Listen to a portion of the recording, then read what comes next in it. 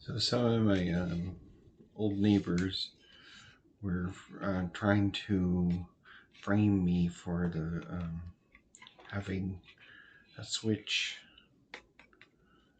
attachment that looks like this for playing House of the Dead. You know, you put the controller here, and then you play up here and do the controls, and it looks like you're shooting. So I would play this in my room up on the second level, and neighbors who were being nosy were trying to mind my business were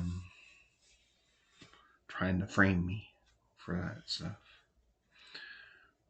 Another thing I had was a flashlight that was also doubled as a taser, but it was being used as a flashlight the whole time.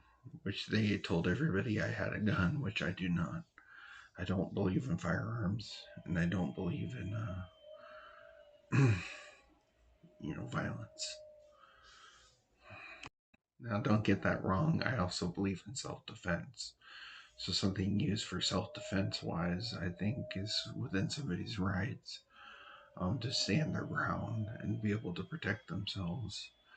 But in those instances, I wasn't using it for those reasons, but playing a game or using it to see in the dark, a flashlight.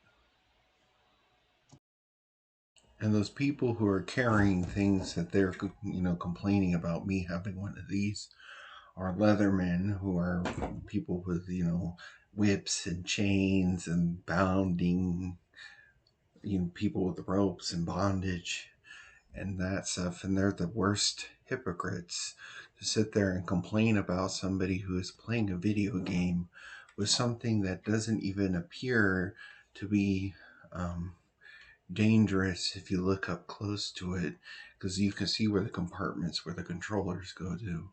And it's very common that people who play video games and are spending their time playing video games will be doing that.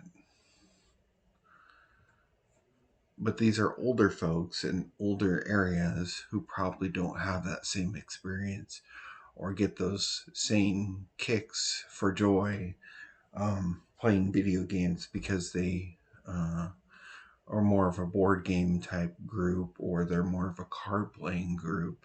And people who are more lonely like me will entertain themselves by playing video games, or people from my generation.